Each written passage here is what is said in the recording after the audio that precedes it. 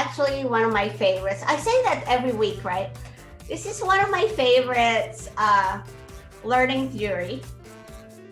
So as a teacher, in one of your interviews, maybe someday a school district interviews you and they'll ask you, I know I was asked this, what's your favorite learning theory? So start thinking about an answer. All right.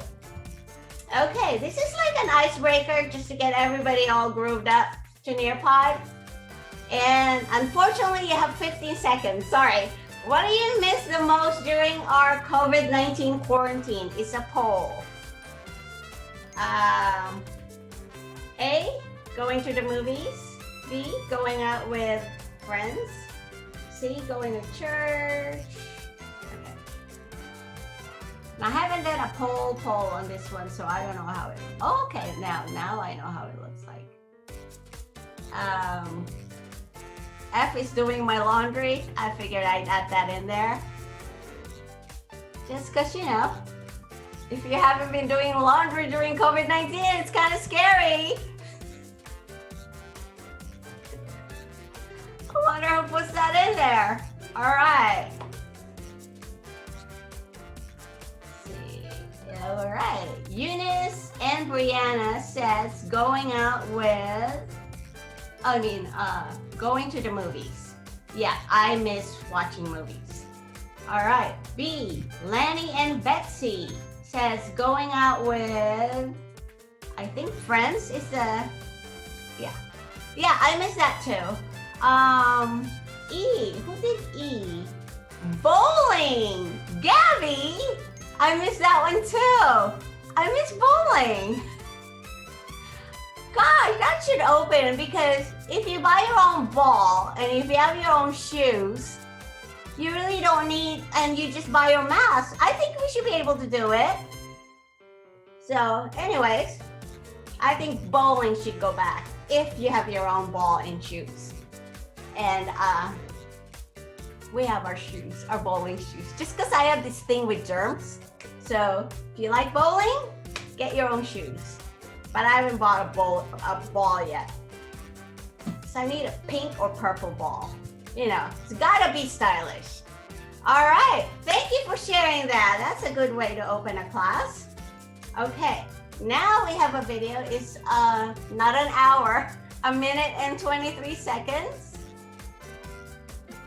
I put here,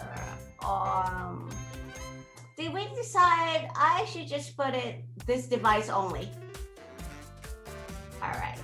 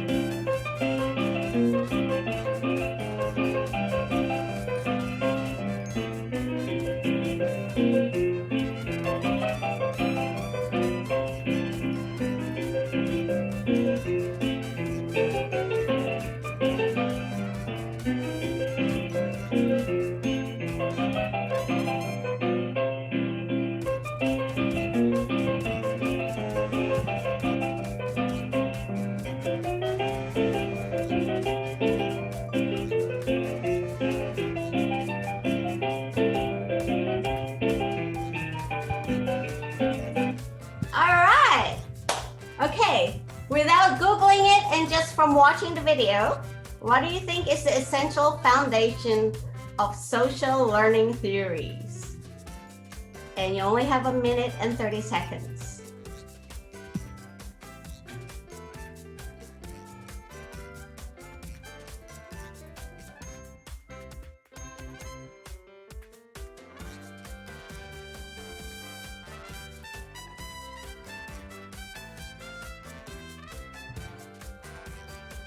Is it just me or do I not have access? Oh. Access to the question? I see it, but it won't let me type anything. Is that just me? Is it just her? Oh, you guys too? Same thing? Oh, okay. Abby was able to type, so maybe there was a little delay there. I don't know. I can't do anything. I can see it, but it's like covered where I can't write or type. Oh, it's probably because you have an iPhone. No, I have an Android, but Oh, you have the Android. it is just me, or I don't know, but it's okay. There's only 30 seconds left, and I'll let you guys just answer it. Abby, you hugged all the internet power. You're the only one who was able to do it. Oh, okay. Lani was able to do it. Okay. Perfect.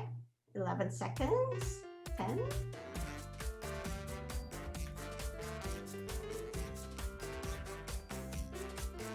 All right. Okay, that sort of worked, except for Brianna, but that's okay, Brianna. You'll get a platform. I know.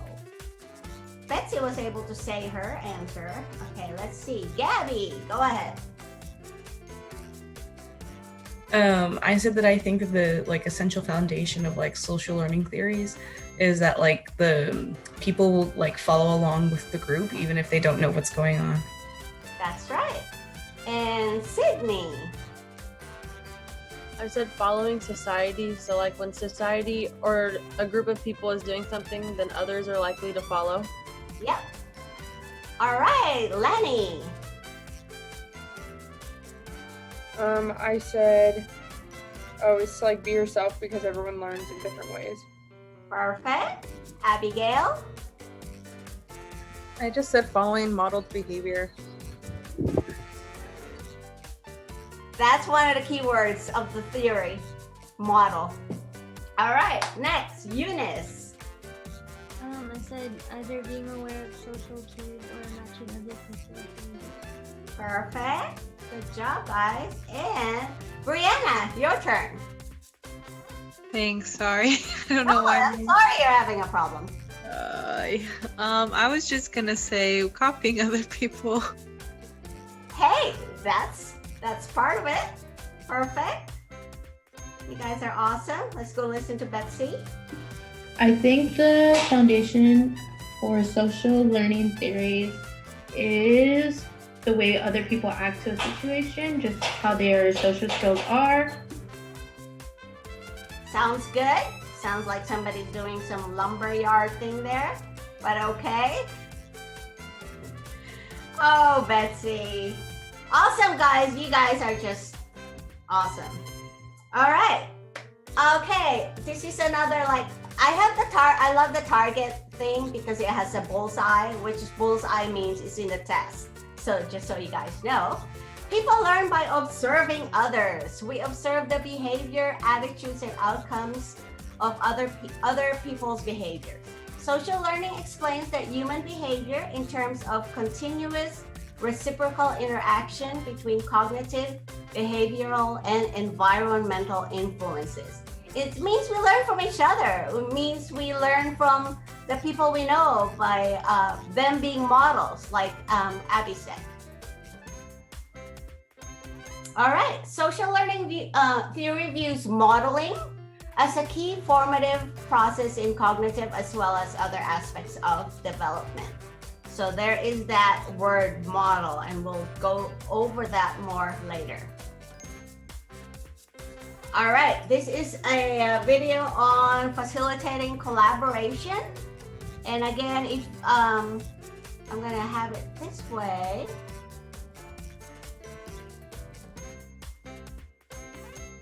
Hopefully you guys can see it, even though it's, there you go, it's bigger now.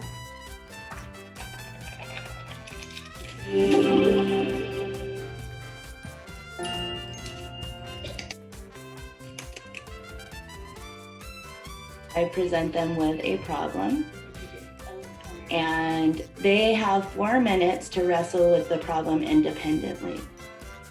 After 4 minutes,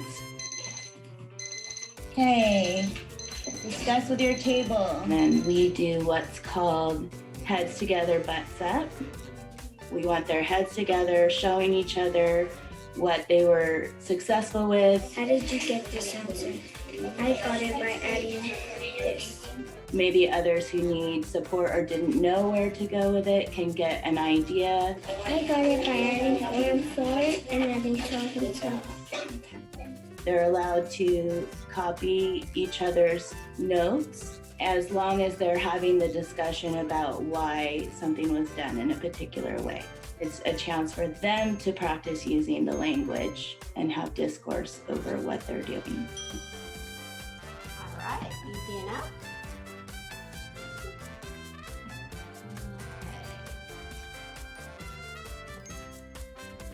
All right, so why does Bissau allow students to copy from each other? Let's start the activity. It's only 1 minute and 30 seconds. So why does she allow students to copy from each other?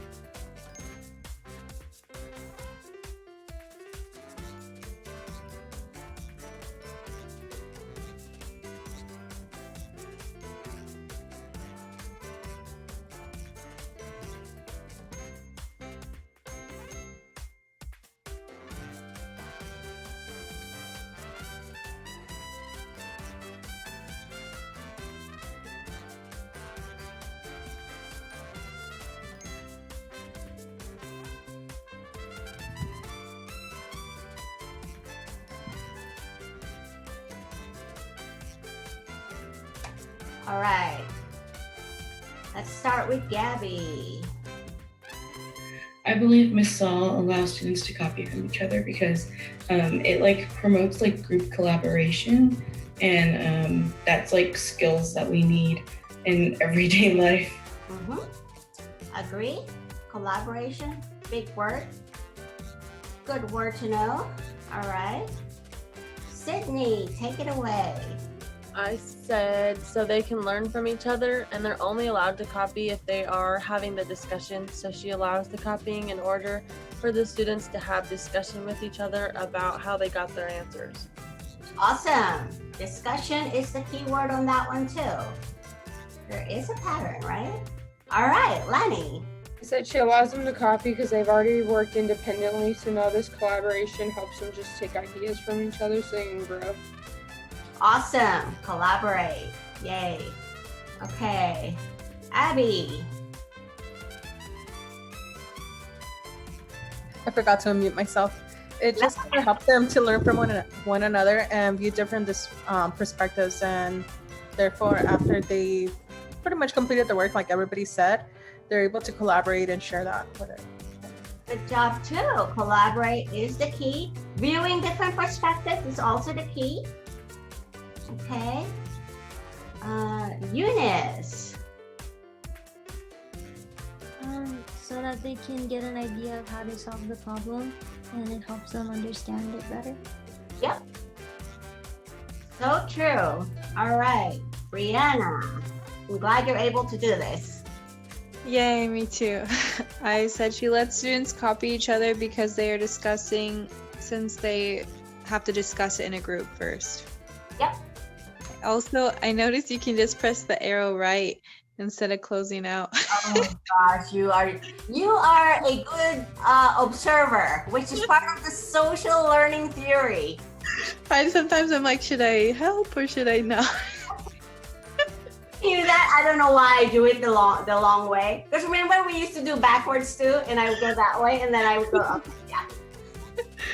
I don't know why I do the things I do. I feel like I'm Paul sometimes, you know, Apostle Paul. Like I want to do things, but I don't know why I do it, and I don't want to do things, but I do it. You know, I'm not a biblical studies, and neither are you guys. So, you know, Romans something.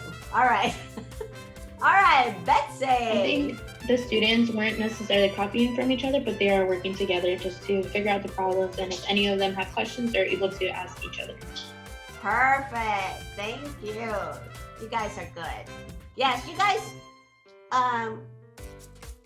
hit the right words on that one. Discussing, learning from each other, collaborating, learning each other's perspectives. That's you know, the fundamental of social learning theories. Okay, social learning theory, founded by Albert Bandura, also called social cognitive theory. It is also sometimes called observational learning, just like Brianna did. She observed that the arrows are there and it's like, why are you doing that way? Okay. Bullseye again. Human learning can happen through observation and imitation of others. How many times have we observed and imitated our friends, right? As we grow, we develop a capacity to reflect on what we see.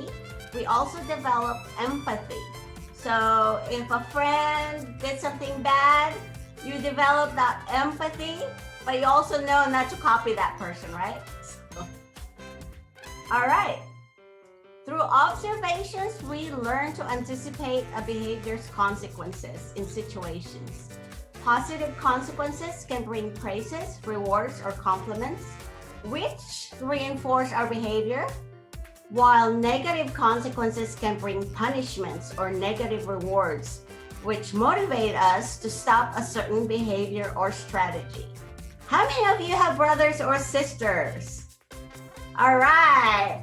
Okay, so you guys notice that when your brother or sister get in trouble for doing something, you know not to do what he or she did, or else you get in trouble. But you try to find ways to do something so that you're not in trouble. So I'm not gonna do it the way she did, right? You learn from other people's mistakes. You learn that when they get punished, you know that that's not what I wanna go through. I remember that. I have 5 siblings, so I know what works and what doesn't work with my parents. So I'm sure you guys can relate to that. It's like, you know exactly when to ask your mom or dad some money, right? Because you observe your other siblings asking for money at the wrong time. Come on. All right. Social learning theory. We are constantly observing others around us. We learn from others. Sometimes you don't notice it, but you are observing other people or other situations. As adults, we learn from our own experiences. Yeah, who of you got speeding ticket in your lifetime? Okay. Oh yes, okay, not just me, thank you. Yes, did I learn from that lesson? Yeah, I learned to look around before I speed up. But I still don't drive within the limit. Okay guys, don't tell Vice President Daniel Rorty, I do drive faster than what's required. But you have to look around, okay? All right, social learning theory focuses on questions as to how human beings learn behavioral patterns and how they interact among themselves with their environment. Okay, so tiny whatever, but it integrates the behaviorist and the cognitivist theories. So it allows us to explain, analyze, and understand complex social learning. So, yeah. Okay, this video is extra long, but I think we're good in time. And it's about observational learning, which is the whole focus point of social learning theory. Hi, Hi and welcome to Shorts in Psychology. In this video, we'll be discussing observational learning, what it is, the stages in the observational learning process, factors that influence it, and some of its applications. As always, we will also finish by applying the knowledge covered in a few past exam questions. So what is observational learning? It is a method of learning that consists of observing and modelling another individual's behaviour, attitudes, or emotional expressions. A tremendous amount of learning occurs indirectly via observational learning, particularly during childhood. For example, think of how a child watches a parent folding the laundry. They later pick up some clothing and imitate folding the clothes. We learn all kinds of social behaviours by observing and imitating models. Our catchphrases, hem lengths, ceremonies, foods, traditions, vices and fads all spread by one person copying another. Psychologist Albert Bandura is the researcher perhaps most often identified with learning through observation. In his famous Bobo doll experiment, he demonstrated that young children would imitate the violent and aggressive actions of an adult model. This led to the important question about the effect of media violence on child behaviour. The debate over this topic has continued for years, with parents, educators, politicians and movie and video game makers weighing in with their opinions. Much research has gone into the link between media violence and aggressive behaviour. Furthermore, researchers have found that it is not just observed violence that can influence behaviour. Depictions of sexual behaviour may also lead to imitation. However, while observational learning is often linked to negative or undesirable behaviours, it can also be used to inspire positive behaviours. For example, television programming has been used to promote a range of healthy behaviours such as healthy eating, reducing pollution, and preventing disease transmission. Observational learning can be a powerful learning tool and can be applied in a wide range of settings, including job training, education, counselling, and psychotherapy. Modelling has been used in many therapeutic conditions, including to help patients overcome phobias. Let's now look at the observational learning process in more detail. According to Bandura's social learning theory, 4 conditions are necessary in any form of observing and modelling behaviour. Firstly, to learn anything, you need to be paying attention. For a behaviour to be imitated, it has to grab our attention. We observe many behaviours on a daily basis, and many of these are not noteworthy. Attention is therefore extremely important in whether a behaviour influences others imitating it. Any kind of distraction can make it difficult for you to remember what you are learning. The second requirement of observational learning is that you must be able to store or retain the behaviour that was witnessed. If the human or animal does not remember the behaviour, there is a less than probable chance that they will imitate it. Much of social learning is not immediate, so this process is especially vital in those cases. Even if the behaviour is reproduced shortly after seeing it, there needs to be a memory to refer to. You must mimic or reproduce the behaviour you have learned from a model. To do this, you need to have the capacity or skills for imitating the behaviour. The more you mimic the learned behaviour, the longer you will retain it in your memory. Finally, you have to be motivated to reproduce the behaviour, or else you will stop practicing it and eventually forget it. This is perhaps the most important aspect of observational learning, because if the individual does not have a reason for imitating the behaviour, then no amount of attention, retention, or reproduction will overcome the lack of motivation. There are a number of factors that increase the likelihood that a behaviour will be imitated. These include attributes of the observer themselves, or the model, and the consequences received by the model. Let's look at some of these factors in a bit more detail. A range of the observer's attributes can influence their ability to pay attention to the model. This includes their attention and cognitive skills and level of interest. The observer's level of psychological arousal will also impact their ability to pay attention. If they are experiencing heightened arousal and anxiety, their ability to both pay attention and retain the information will be affected. Many factors like age and health can impact cognition and memory retention. The observer's ability to rehearse the behaviour, whether it is merely visually or an actual behavioural rehearsal, influences retention. The requisite of reproduction concerns both the physical and mental ability of the individual to copy the behaviour he or she observed. An example of the influence of physical ability is of a young colt observing another horse in the herd jump over the creek while running in the pasture. After observing the model's jumping behaviour, the colt attempts to do the same, only to land in the middle of the creek. He simply was not big enough or did not have long enough legs to clear the water. He could, however, after physical growth and some practice, eventually be able to replicate the other horse's jump. Mental ability influences our decisions whether to try and imitate it or not. For example, imagine the scenario of a 90-year-old lady who struggles to walk watching dancing on ice. She may appreciate that the skill is a desirable one, but she will not attempt to imitate it because she physically can't do it. Reinforcement influences motivation to perform the learned behaviour.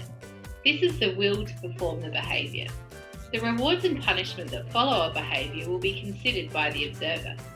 If the perceived rewards outweigh the perceived costs, if there are any, then the behaviour will be more likely to be imitated by the observer. An individual's internal standards and goal systems also influence their level of motivation. Furthermore, the observer's self-efficacy can influence motivation. Self-efficacy is the belief we have in our own abilities. In particular, our ability to complete a task successfully and meet challenges. High self-efficacy can affect motivation in both positive and negative ways. In general, people with high self-efficacy are more likely to make efforts to complete a task and to persist longer in those efforts than those with low self-efficacy. The stronger the self-efficacy or mastery expectations, the more active the effort. However, those with low self-efficacy sometimes experience incentive to learn more about an unfamiliar subject, where someone with a high self-efficacy may not prepare as well for a task. A negative effect of low self-efficacy is that it can lead to a state of learned helplessness. Low self-efficacy can lead to this state in which it is believed that no amount of effort will make a difference in the successes of the task at hand. The characteristics of the model have an influence on the observer's attention. This relates to an attachment to specific models that possess qualities seen as rewarding. Bandura and others have shown that humans pay more attention to models that are attractive, similar to them, or prestigious and are rewarded for their behaviours. This explains the appeal that successful adults have on secondary and university students. Unfortunately, this aspect of modelling can also be used in detrimental ways. For example, if young people witness gang members gaining status or money, they may imitate those behaviours in an effort to gain similar rewards. Individuals will have a number of models with whom they identify. These may be people in their immediate world, such as family and friends, or could be fantasy characters or people in the media. The motivation to identify with a particular model is that they have a quality which the individual would like to possess. Even model characteristics like gender, enthusiasm and likability can influence observational learning. What else determines whether we will imitate a model? Part of the answer is the consequence, in the form of reinforcement or punishment, received by the model as well as the imitator. We look and we learn. By looking, we learn to anticipate a behaviour's consequences in situations like those we are observing. For example, a younger sister observing an older sister being rewarded for a particular behaviour is more likely to repeat that behaviour herself. This is known as vicarious reinforcement. These factors can also be negative motivations. For instance, if the observer knew that the model was punished for the behaviour, was threatened for exhibiting the behaviour, or observed the model being punished for the behaviour, then the probability of mimicking the behaviour is less. Second, the people around the observer will respond to the behaviour they imitate with either reinforcement or punishment. If a child imitates a model's behaviour and the consequences are rewarding, the child is likely to continue performing the behaviour. Now that we have looked at the stages in observational learning and some of the factors that influence it, let's apply this knowledge to a few past exam questions. Pause the video while you attempt this question. All right, we don't have a test like that, so. So part 1. Break time, you guys. I saw Brianna yawn, so get some coffee. All right, guys, see you in 5 minutes.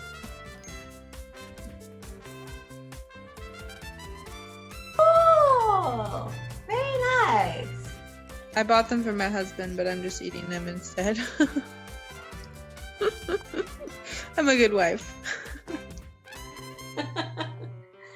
Oh, Brianna. All right, guys, welcome back. Thank you very much. I hope you had a good snack. All right, let's get going. Okay, observing is watching. Sometimes when we watch TV shows, we don't know how much they affect us or how much we learn from them. So, what TV shows? I guess that's my question. Because I learn a lot from TV, guys. Okay, I don't know if you watched Dr. G from Prime. Anybody watch Dr. G? She's a coroner. She does the coroner stuff. I learned so much from her on how to take care of your body so you don't die of pulmonary embolism. See? It's awesome. Okay, so let's get started.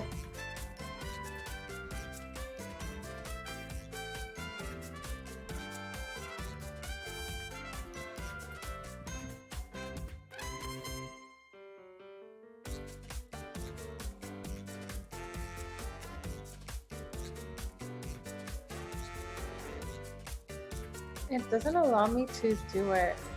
It's just still on the break page. Oh, it's just ridiculous. All right. Okay. I'll just give everybody a chance to answer it. Let's start with, well, you know what? Okay, the timer is on by the lettuce. Let's start with Gabby. Any TV show you've watched? Okay, a TV show that I watched that without realizing I learned something significant. For me, it would have to be Criminal Minds. I paid attention to this show because I really like watching like kind of like murder mystery, like serial killers type things. Yeah. Yeah, I retain information from this show by binge watching it. Yeah. No, it's a great show. You know, when my husband and I are like driving and we don't know what area we are in, it's like, oh, we better be careful. There might be an unsub. You know, yeah. Like that, right? Yeah. Yeah. Oh. How did I make or reproduce things from the show? I kind of like, I don't know. I feel like whenever I'm like out and about, I kind of like, in my mind, I'm just like, oh, this person doesn't look like they're gonna kill me. Okay. What motivated me to watch this show and learn from it? I don't remember how I came across it, but at some point, I think somebody showed me one of the episodes, and I was like, I love this, and I need to watch it. No, you learn a lot from that. You learn what not to do as a woman in the dark, right? Yeah.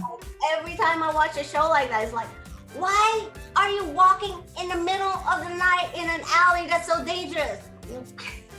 Right? So, all right, Sydney, next. Grey's Anatomy. I watched this one episode the other day where it was like a rape victim. I learned a lot about how doctors or like any worker like that is allowed to communicate with their patient or client, especially because I'm taking counseling too. Like I'm trying to focus on that and like what you should or should not say to them. Awesome. All right, good shows there. I also like Dr. House because he solves those mysterious illnesses. All right, Lenny. Mine would be Chicago Fire. Okay, all right. Anything you've learned lately from that show? I mean, I learn something new from that show every day. That show's amazing, but I better start watching it. I could go on for hours about how amazing it is, y'all. If you need a show to watch Chicago Fire. All right. But I don't know. I mean, we're talking in my ethics class about like administering like medical help to someone who doesn't believe in it in their religious beliefs, and like they showed how that plays out with someone being sued because they didn't listen, and like just so I can just like every time something gets talked about in class, I'm like, I saw that in Chicago Fire. So I don't know, it's just really relatable. Wow, that's with Dr. Samples? Yeah. Yep. Awesome, Professor. All right, Chicago Fire, you guys. If you want to binge on a show tonight, this weekend, that's according to Lana. You'll learn so much. All right, Abby. I don't really watch TV, so I was trying to think of something. I was gonna say something funny like 1,000 Ways to Die, so I learned how not to. But I'm just kidding. I'm just kidding. But yeah, I guess I would say the same thing as what's it called? Criminal Minds. I really enjoy that show. So yeah, awesome. Yeah, you do learn a lot from those shows. How about Eunice? I like watching food shows on Netflix. Okay. It's called like The Chef, and it's very like they cook random stuff, but I learned how to appreciate like local restaurants, and then like how to cook, and like just I don't know, like health, like washing your hands and just washing everything. Yeah. That's awesome. Those shows make me hungry. It's like it doesn't want to make me cook. It just makes me eat something. So awesome. Good job, Brianna. I'm trying to think. All right. I'm still thinking. It's bad, but like the only shows I watch is like Big Brother, the reality show, and it's kind of like they lie to each other, or like I guess you see how people communicate to win. Mm-hmm. Some people are honest, some people are dishonest. Yep. And it makes you more careful, right? Who you're dealing with and who you trust. Awesome. Yeah, and when you're playing a game, if you're being personal or if you just care about the game. Yep. That's a psychology show right there. You know, you learn about people and what All right, Betsy.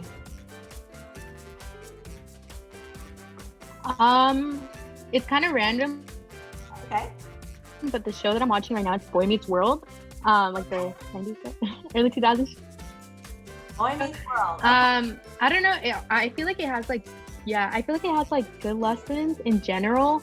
But I think the thing that I've been taking away from it is just like appreciating like education and my family and like little things like that. Well, not little, but like.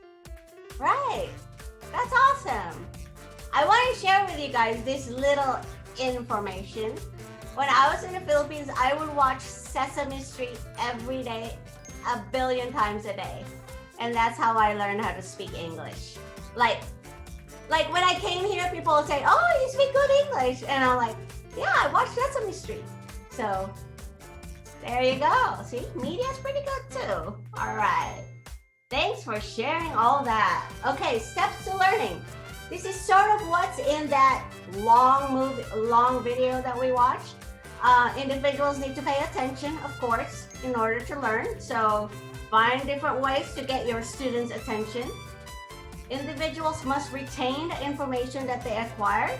So try to find games or activities that will help them retain the information.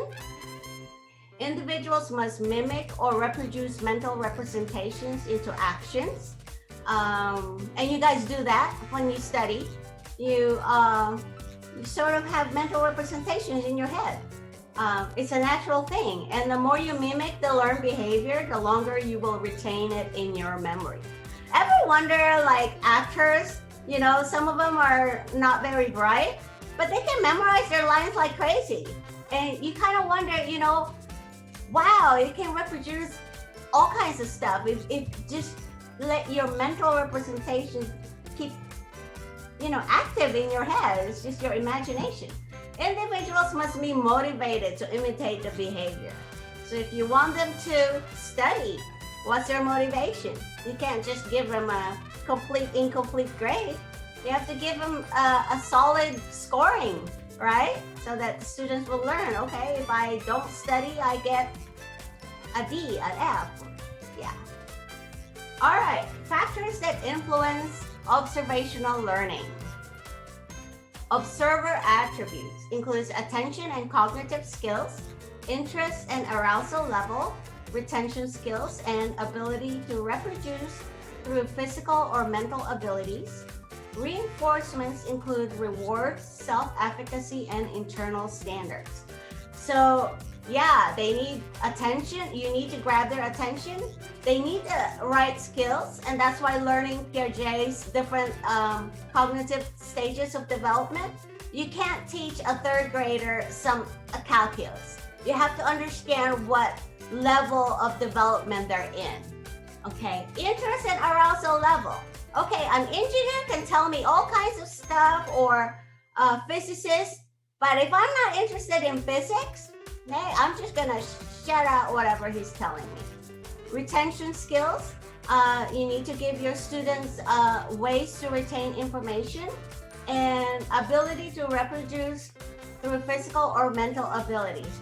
We talked about mental abilities. You can't teach a third grader anything about, high school physics or any subjects in physics, unless they're a prodigy or something.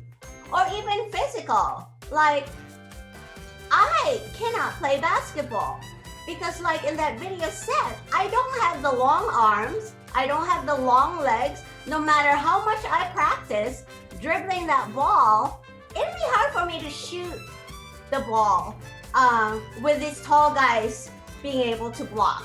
So there are things that, limitations, physical limitations that people just have to accept. Yeah. And then rewards, reinforcements, rewards, internal standards. You have to see what's going on inside the learner's life, basically. And rewards is always a good thing. Even foods are a good thing. The worst thing I learned, my first class was in 6th grader, my own class. And I made a mistake of making rewards because they excel throughout the week in their activities and they did not get in trouble. My rewards, it was a bad decision. I bought pencils and pens that I think is cool for me. But they're like, so now I just bring snacks and candies and it works. It really makes them really work hard for that piece of candy, not for the pen. So you know what? I started giving them candy. I started giving them snacks. And for Christmas, guess what I got them? Toothbrush. Because I've been giving them so many sweets. So they get motivated and start learning what motivates them. Because for me, I love going to the stationery, Staples, and getting pens and pencils. That's just me. And I thought 6th graders would do that, but no. Unless they're scented markers. So. All right, model factors includes attractiveness, similarity, expertise, and status. How many times we'd copy our mom or dad do something? I was like, Mom, can I iron too? And she let me iron, and after a couple of seconds, I was just this teeny bit. I'm like, I'm tired, I'm going to play. But you just imitate them, and you imitate somebody who's an expert in the field. And unfortunately, a lot of people imitate celebrities, and so when celebrities fall, the motivation dies, or the kids don't have a really good role model. So, yeah. Consequences includes reinforcement or punishment for model and observer. So if I see my sister get in trouble for doing something, then I know I'm not gonna do that. I might find ways, this is when I was little, okay, to go around it so I don't get punished the same way she did. But we learn from what other people did bad, right? As much as we learn from what they did good. So,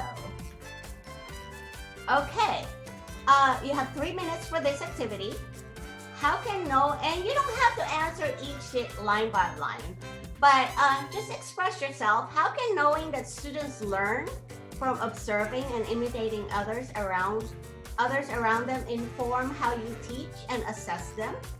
And to respond to this question, to make it kind of easier and applicable to you, think of situations when you learn by observing someone, and resulted in positive outcomes. But then think also of situations when you imitated someone and resulted to negative outcomes. Kind of like, when your mom says, if he jumps out of the window, will you jump out too? That kind of thing. But you know what I mean. All right, let's get going. And if you can't write it, that's okay. I don't know. I think there's some configurations.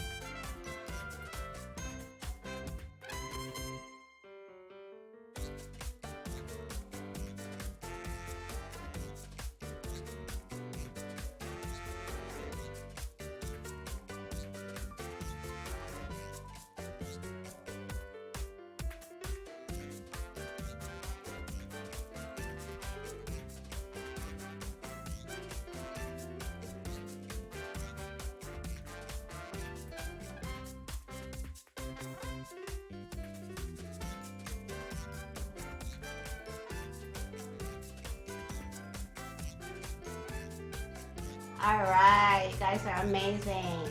We're gonna start with Betsy at the bottom.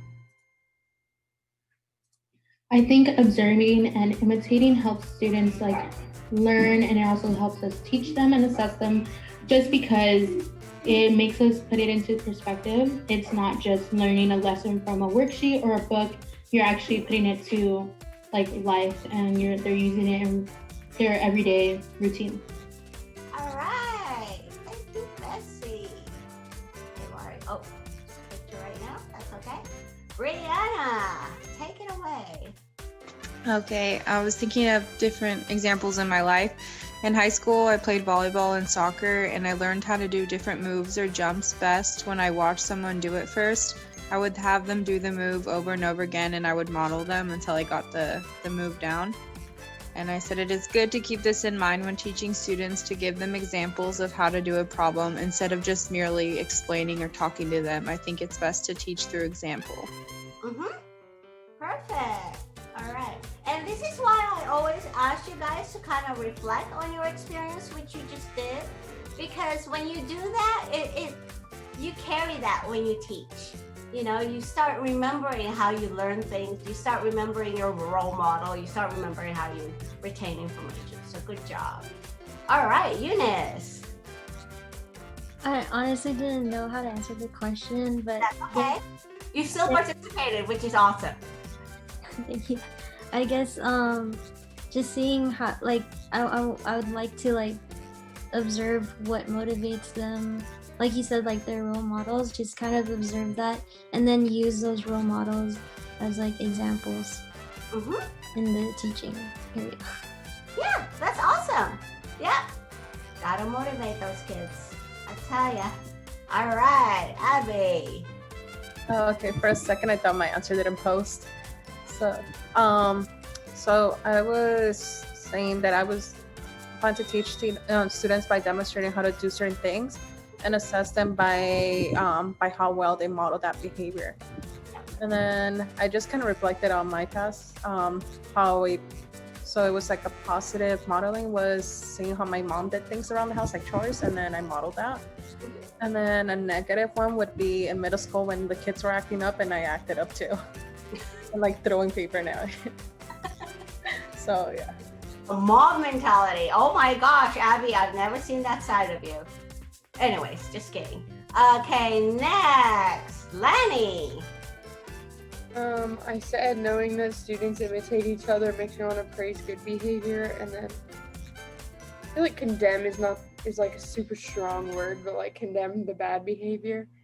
And then I didn't write it because I couldn't think of one, but I think just watching my mom cook and seeing what works and what doesn't, and eating it firsthand, I know what works and what doesn't. So just that kind of thing. Yeah, definitely. yeah, even the little things, guys, praise the kid, because you don't know how long it took them to learn certain things. And okay, I have a pet peeve with some teachers because they always sort of punish, or I don't know what kind of punishment they do, but if the kid is late, the kid gets punished. But really, who's driving, right? So you have to talk to the parents at some point and not punish the kid for being late, because unless the kid is the one walking to school back and forth, which a lot of that may still happen, but for safety reasons, I know that some of my students get driven to school. So I certainly would not punish them every time they're late.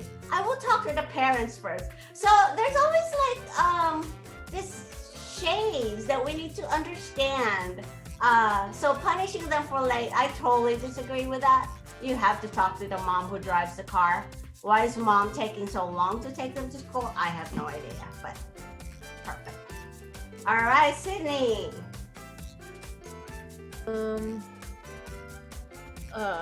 Basically what Lanny said, like if a student is doing something wrong, to make sure that the entire class knows that it's wrong. So give the consequences for that, and then reward the child for doing something good. And then volleyball there's been times where I have had both negative and positive results. Like trash talking, I used to watch, listen to that, and I'm like, oh, I should do that too, but not great, especially at a Christian school. All right, thank you for your honesty. I love that. Yeah, I won't tell your coach. But all right, next is Gabby. I can teach children healthier habits in lessons and such, and it also helped me maybe be a little bit easier in assessing them, because I know that sometimes all of these bad habits aren't ones that they're probably habits that they've picked up from other children and such. So knowing which children are learning from other children, and which children's habits, or which children's bad habits are coming from others as well. Definitely. Thank you. And I think that is it. And you know what, guys? Even just writing, if somebody did something bad, even just writing their name on the board makes them cringe. But then later on, when I see the student do something really good, I erase that name off the board, because he sort of redeemed himself, you know? So sometimes just writing their name on the board. I forgot about that. What? I forgot when my teacher used to write our names on the board. Yep, it works. Having your name right there, there's something psychological in that, right? All right, Vygotsky's theory. If somebody had to ask me what my favorite theory is, or favorite learning theorist, I would say Vygotsky. Not because when you say the name Vygotsky, it sounds like you're sneezing or something, but just because what he contributed in education is pretty awesome. So the video is about 7 minutes. Enjoy. Let's see. Hello everyone, and welcome to Mr. Simplifies Tutorials. In this video, we're going to look at Vygotsky's theory of social development, also called as the sociocultural theory. Now, just like PJ, the work of Vygotsky has become the foundation of much research and theories in cognitive development over the past several decades, which is one of the reasons why we're looking at it in this video. Now, what was Vygotsky's rationale in developing this theory? He believed that social interaction is a major factor that leads to cognitive development in children. I quote, "Every function in the child's cultural development appears twice, first on the social level and later on the individual level. First, between people, and then inside the child. This basically means there is a link between communication and internal thought process. This will be explained further through the course of this video. We firstly look at an important concept called elementary mental functions, or EMFs. He believed that infants are born with some mental abilities, or EMFs, like attention, sensation, perception, and memory, which are later developed into higher mental functions. Now, if we look at Vygotsky's theory in a nutshell, it basically is the conversion of EMFs into higher mental functions through social interaction. And these higher mental functions include independent thinking and independent learning. Now let's look at some important principles of Vygotsky's work. What are the foundations upon which Vygotsky laid theory? The first principle is a concept called a more knowledgeable other, or MKO. The second is zone of proximal development, or ZPD, and the third is language. So what is the first fundamental principle, which is the more knowledgeable other? So a more knowledgeable other is somebody with a higher mental ability level than the learner. So an MKO can impart knowledge and lead to cognitive development in a child or an infant. It's also important to remember that this doesn't have to be an older adult. It can also be another child, a slightly older child. Now, for instance, if the knowledge imparted it relates to video games, then an older child can be a better MKO than an adult. Now, an MKO can provide behavioral or verbal instructions to the child, which will lead to collaborative dialogue, and this can lead to cognitive development. So you get the concept, I'm sure, about a more knowledgeable other, or an MKO, imparting information to a child, and this leading to cognitive development. In a similar way, there is a concept called a zone of proximal development, ZPD. Before we look at that, we'll look at a very simple example which is very commonly used with this theory. Now, the example entails a child attempting to solve a jigsaw puzzle. The child is attempting to solve a jigsaw puzzle under the supervision of an adult. The child struggles at first to understand where to start and how to proceed. Then the adult provides instructions like start off with looking for corner pieces first, and then start assembling the puzzle through the corner pieces and make your way to the center. Once these instructions are provided, the child finds it easy to solve the jigsaw puzzle under the adult supervision, and then gradually without the adult being present. So it's a process of learning how to solve a jigsaw puzzle, which now leads to what we call the zone of proximal development. Now, there is a zone of can-dos for a child and a zone of can't-dos for a child, because obviously a child will only gradually learn how to do a lot of things over the course of his or her life. Now, between the zone of can-dos and can't-dos is the zone of proximal development, which is the zone reached because of an input provided by an MKO, or it can be input provided through technological tools as well. Now, because of the input of an MKO, now for instance, in this example that we just used, an adult explaining to the child to start off with the corner pieces and make his or her way to the center has enhanced the can-do zone of the child and made it approach towards the can't-do zone in this particular example. So, with the use of an MKO's knowledge, a child can reach that area or zone of proximal development. That is basically what this concept means.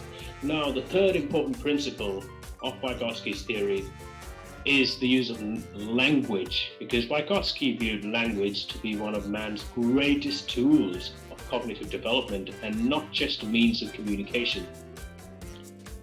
He believed that language until the age of 2 is just a means of external communication, And then from the age of 3 becomes a part of private speech, or basically children speak to themselves and try to learn from that process, try to explain things to themselves, and that gradually becomes silent internal speech, which then becomes the child's internal thought process.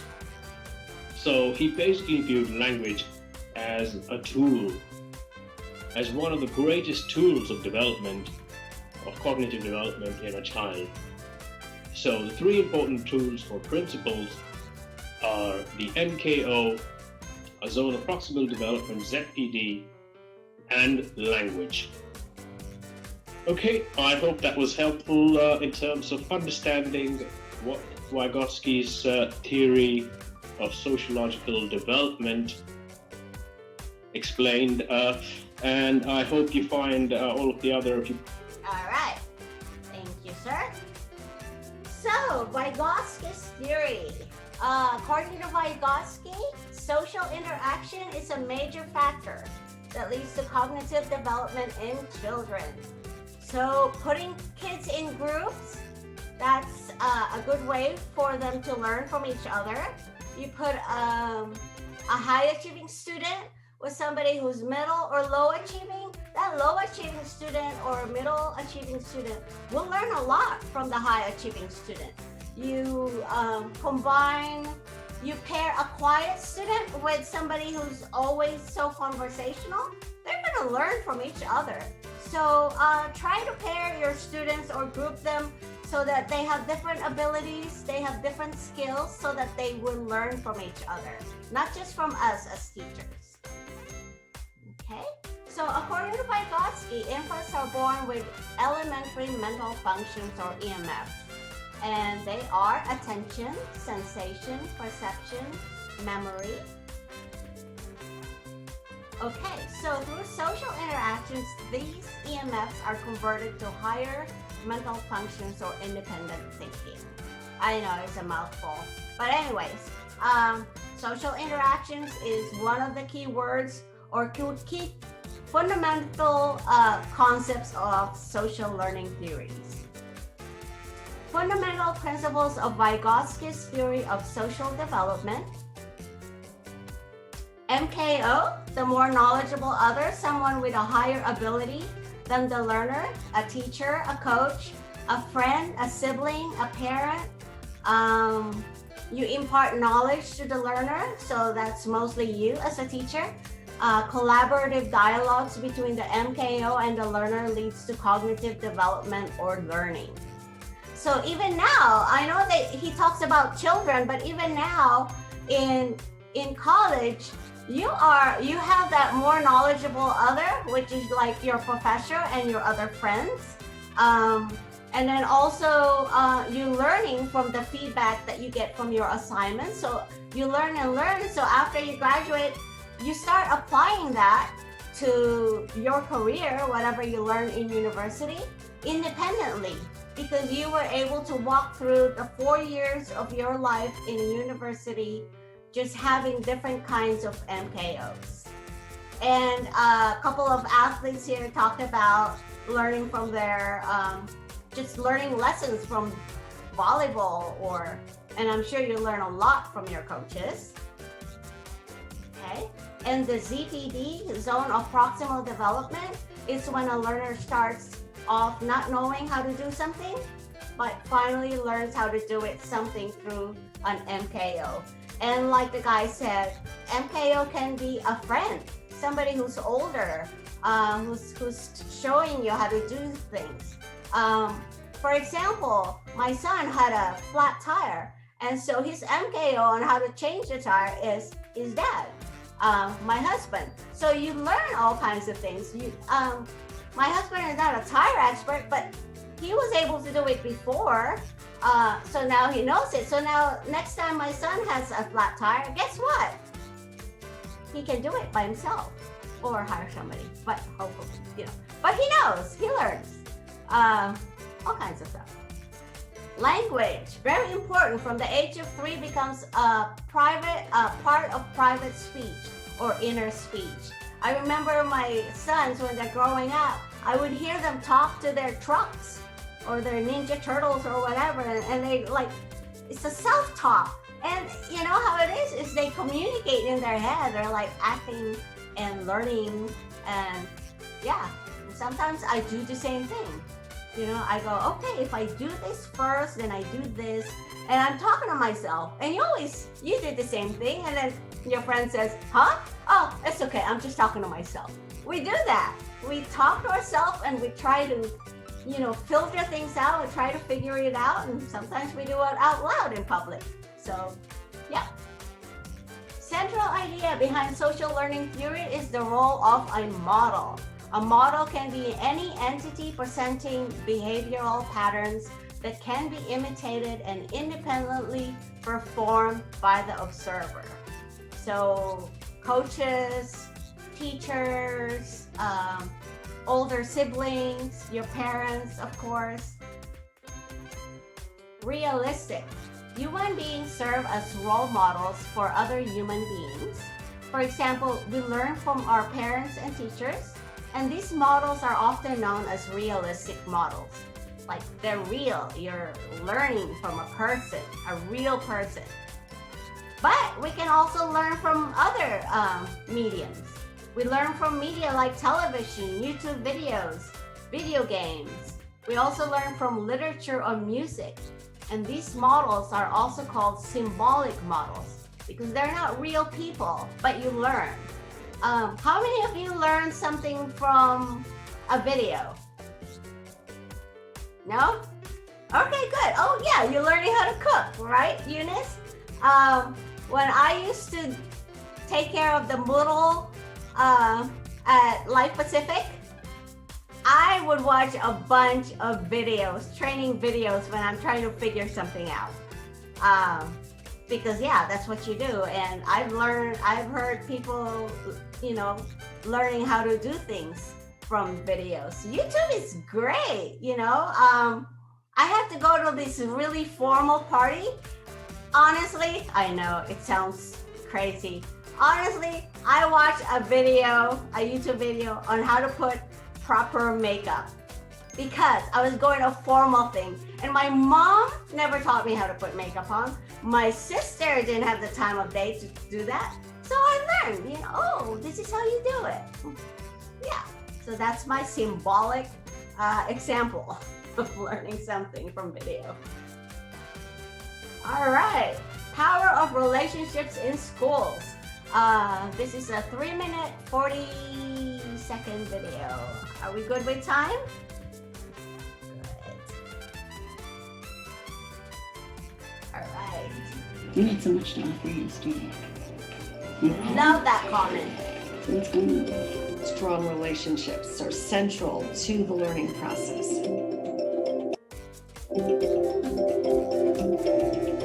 What the science of learning and development tells us is that we need to create learning environments which allow for strong long-term relationships for children to become attached to school and to the adults and other children in it.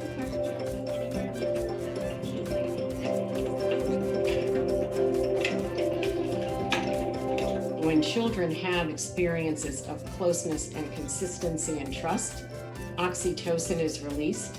Oxytocin has many, many positive effects on the development of the brain.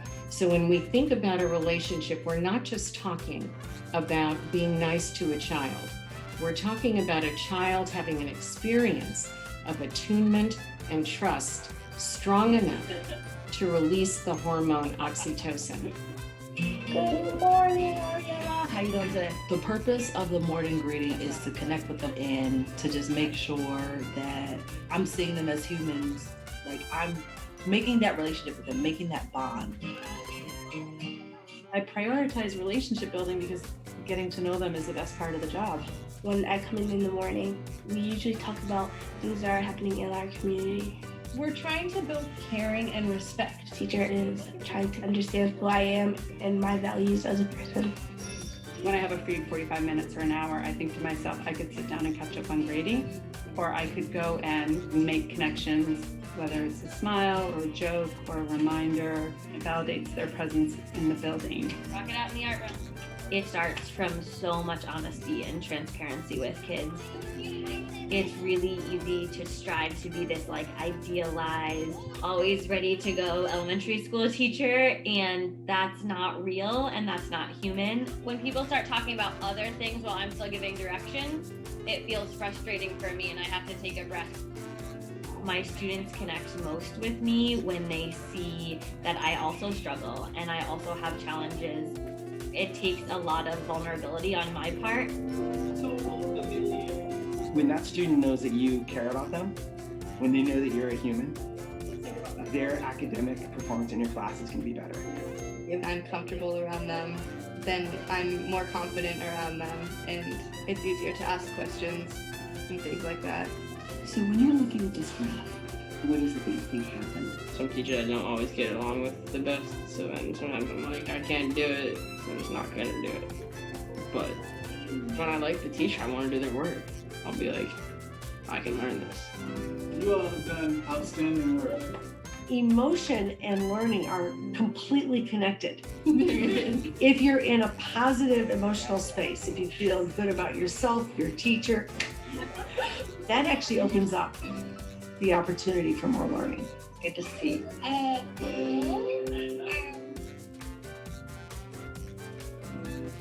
All right. Are we up for a second break? Okay. Awesome. I'll meet you back here. I don't know. What time do you guys have?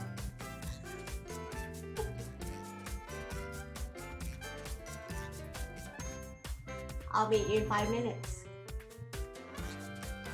I can't see my thing. And I don't have a watch. Oh, there's my phone. Okay, it's 8:13. 18. Yeah. Oh, there you guys are gone. All right.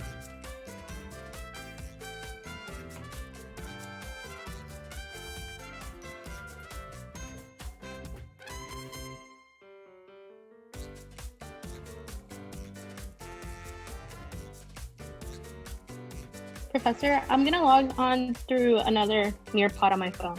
Okay, that sounds awesome. Okay, just to let you know. Of course. And then I saw that, and I'm like, and then I played your little video, and I said, "That's my student." I get proud.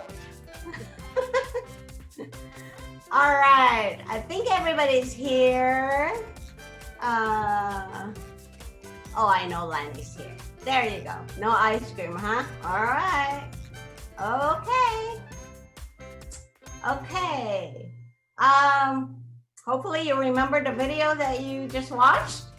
If not, anyways, I was pointing out one of the comments that teacher was telling somebody, a child who was challenged or maybe not motivated to learn.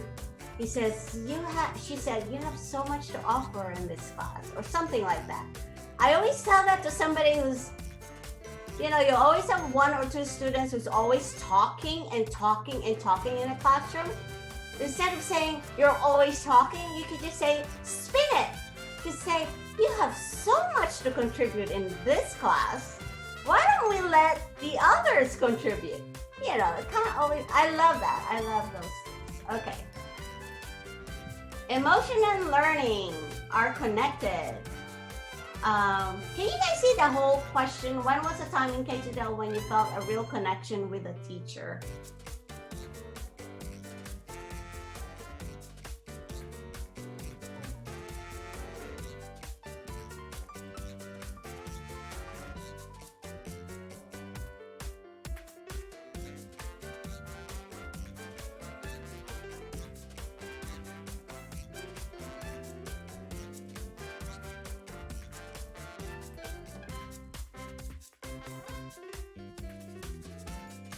All right, let's start with Gabby. The teachers I really connected with was mainly in high school. I had a few of my like AP teachers that they seem to like really cultivate a nice setting in the classroom. They felt very real. They made sure that we knew what was going on and we knew what to expect from like college.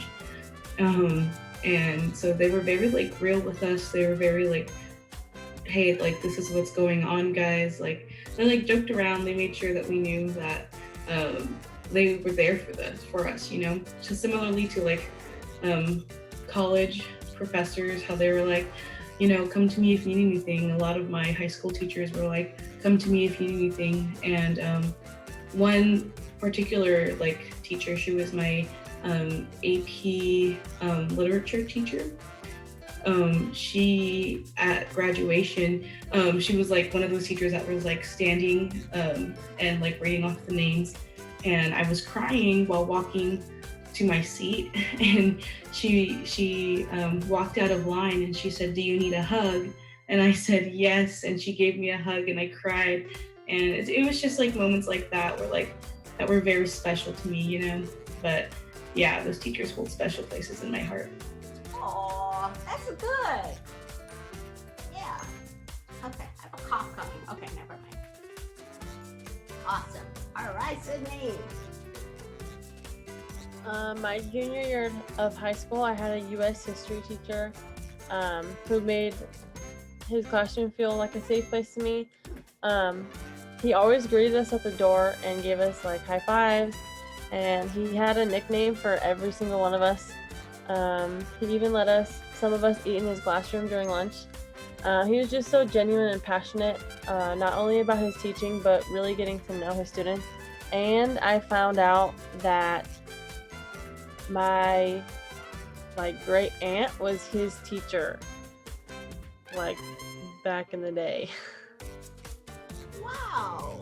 Yeah, I found that like at the end of the year. That is amazing. You know, guys, greeting kids at the door, it's amazing. It really helps their day when you're right there at the door greeting them. You know, it's so easy to just wait for them inside your classroom and stuff.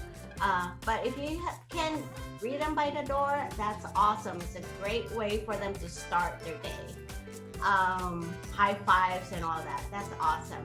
And you mentioned safe place here. And remember last week we recalled Maslow's hierarchy of needs, and safety is there. You have to feel safe first before you start learning and trusting your teacher or anybody. Perfect. All right, Lenny.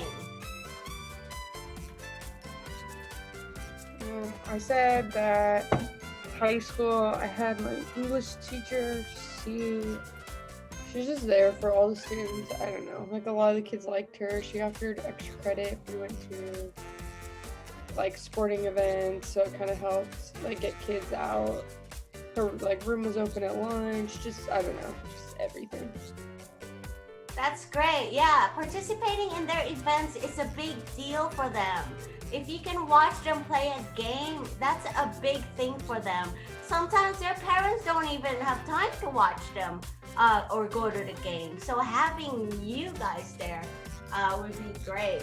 That kind of helps a lot, Lanny, because you had a teacher who wanted to pay you money. So this English teacher is a big contrast, which is so awesome. All right, there are good teachers out there. Yay. All right, Abby. Okay, so I wrote up on my first grade teacher. I feel like I always refer back to her, but she would take the time to ask students about their day, and if they were having a bad day, she would cheer them up. And she also always welcomed questions, so I really enjoyed that. Sometimes teachers made you feel like dumb if you had a question, but with her it was like, oh no, you're like expressing that you want to learn more, and she allowed other students to participate in giving the answer. So that was really good. That's awesome. Yeah, asking questions, you know, it's like, it's part of having a student-centered classroom. So I always welcome questions, even, you know, in elementary school or in middle school. Some teachers see that as, you know, they're interrupting, but really they just want to learn and, you know, they can't wait to learn. And so they ask questions. All right, Eunice. Mine was in 6th grade. My teacher, he saw like my potential, and he didn't know that I was feeling like I was behind in a lot of things. So he always found a lot of the students like potential and made that shine. And I think that was really important. That's awesome. And 6th grade is 6, 7, and 8. Those are preteen years. Oh my gosh, there's so many stuff going on, your hormones, everything. So you need somebody to advocate, especially if, you know, you're behind or you're in trouble and stuff like that. So that's awesome. All right, Brianna. Oh my gosh, Christina Mina is one of my favorite people. All right. Yeah, for some reason I can't, the screen on my laptop I can't read, but I know what I wrote, so it's like all jumbled. But I couldn't think back in the day. Just kidding. I couldn't think back. Nothing came to my mind because we only had a short time, so I was still trying to think about it. But I could just think of Professor Mina and just the way that she interacts and checks on us, and she always made time after class, and she always just gave good advice and good person to talk to. That's so awesome. Yeah, she's an awesome person. Perfect. All right, let's go listen to Betsy. I'm not sure if this counts, but when I was in 11th grade, I TA'd in the office, but the teacher I TA'd for, my sister also TA'd for her when she was in high school. So like she already knew me, but I loved her just because she was always like willing to like listen to me, ask me how my day was. She remembered like little details. She would check in on my classes. She would also help me out. So like if I like was super late to a class and just missed it, she would just she would mark it out for me. But other than that, she like was very helpful for me. Every time I was with her, like during our period, she would just make sure I was okay. She would always be offering me like snacks, food. She just made me feel like really welcome in her classroom. Oh, that is so cool. Hold on. All right. Oops. All right. Let's go move forward. I'm looking at the time. We're doing good. All right. Students learn the best when they are motivated. So as an MKO, you can help motivate your students. So many ways to motivate students. How do we motivate students? The first step is to show them respect and value. Showing them respect and value allows you to connect with your students. So when that teacher was saying, you know, you gotta connect with the students. Yeah, if you connect with them, it's so easier for them to trust you. So, most importantly, showing students that you are human. Help establish good relationship with them. If you tell them like that other teacher said, you know, it's making me kind of sad that people are talking while I'm talking, it's you showing you that you're human and that you get hurt when people are talking or interrupting and stuff like that. So yeah, be human. Show them that you're human. They like that. They can relate more when they know that you're not a superwoman, right? They can relate more if they know that you are also human, that you also get hurt, that you also have failures and weaknesses. So awesome. All right, emotions and learning are connected. One of the first things in that video said, students who feel good about themselves and who feel good about their teachers embrace every opportunity to learn more. It's really hard to learn from somebody who you don't like, right? I mean, even in a workplace, if you're being trained by somebody who you have this little kind of weird feeling, it's like it's hard to learn a job. So yeah, just connection is an important thing when you teach. All right, we have some activities. It's just basically pairing things. You guys have done this before. So let's get going. 2 minutes, not too bad. You guys retain information well.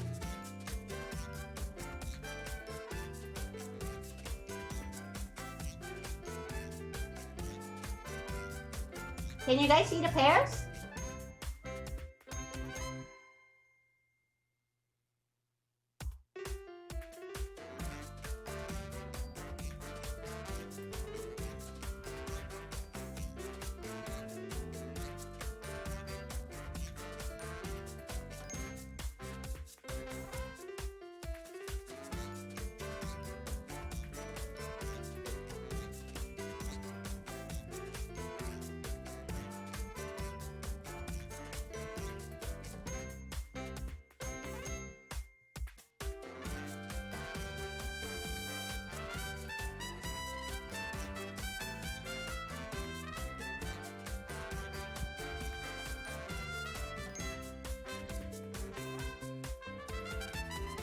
All right.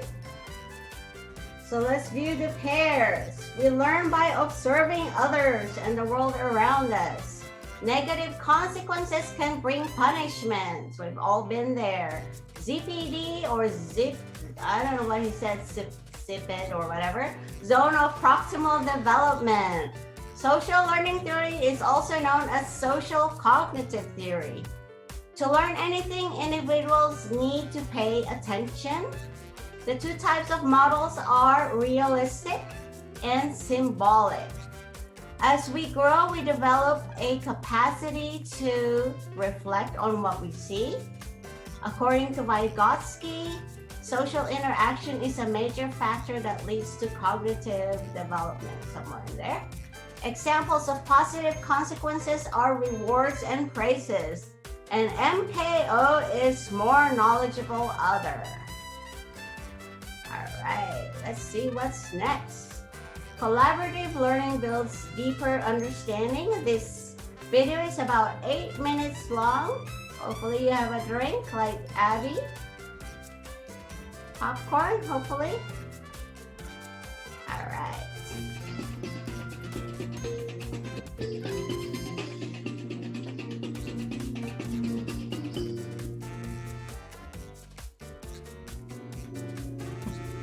Here at the College Preparatory School in Oakland, California, collaborative learning is one of the most important ways our students learn and grow. In math, we work in groups every day, asking each other questions before we ask the teacher. In English, we lead our own roundtable discussions to deepen our understanding of the books we read. College Prep is one of the top private high schools in the country and a terrific model for collaborative learning. The good news, their practices are both replicable and affordable. Take a look at what they do for their students. It may change what you decide to do for yours.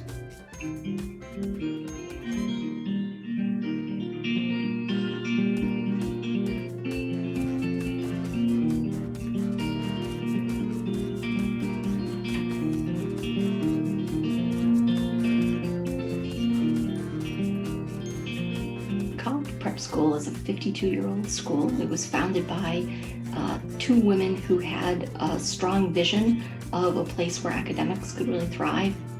The collaborative teaching and learning that we do here is really distinctive. Individual work can be a great way to master content, but what the group work empowers and kind of enables is a student's cultivation of a certain resilience. How do you look to your neighbor as a resource? How do you test your own theories? How do you understand if you're on the right track or the wrong track? The sort of habits of mind that actually are the underpinnings of deeper scholarship. We have 45-minute classes and the math classes meet every day. The kids come in and they go over the homework in their groups by comparing answers. The square root of b squared plus a squared? Yep. And then if they're having no resolution, like a problem was too hard for everybody, that's the signal that says that we need to talk about a problem or two as a class. The thing I like most about the group work is how easy it is to get help if you're stuck on a problem. I mean, you can just ask one of your group mates to help you, and everybody's really ready to lend a hand. It's these two lines, and then we do the slope formula from 0 to All right, here comes classwork 30. The ones I care most about are 1 and 2. And then just draw the segment from AB to CD. So just connect those points. We designed the classwork problems to be harder than the homework problems. The homework problems tend to be more straightforward, and the classwork problems are much meatier. And so in order for them to actually accomplish them, they have to talk to each other. For harder problems, usually our group will work together, and we can usually come to a solution just by putting like little pieces of it together. The best groups talk about the problems before they take pencil to paper. You really tell their faces are directed towards each other.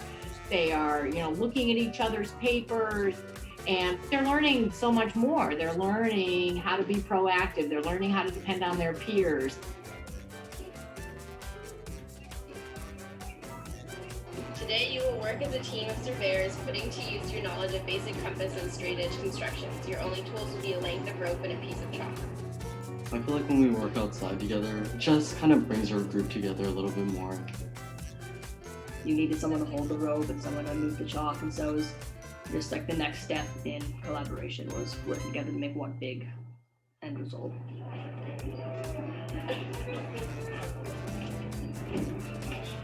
What I do in my classroom is I try to make the kids feel as comfortable and as safe to be able to take the risks that will create a good conversation. On the first day of class with the 9th grade, I start by asking the students what are the values implicit in sitting around this large wooden oval table. And they come up with a list on their own. First and foremost is respect, and also listening to each other, being courteous, having the right geography of the classroom. It's really important. I always make sure before we start class, can you all see each other? Can you make eye contact with your classmates? And if you can't, I have them adjust their chairs so that they can.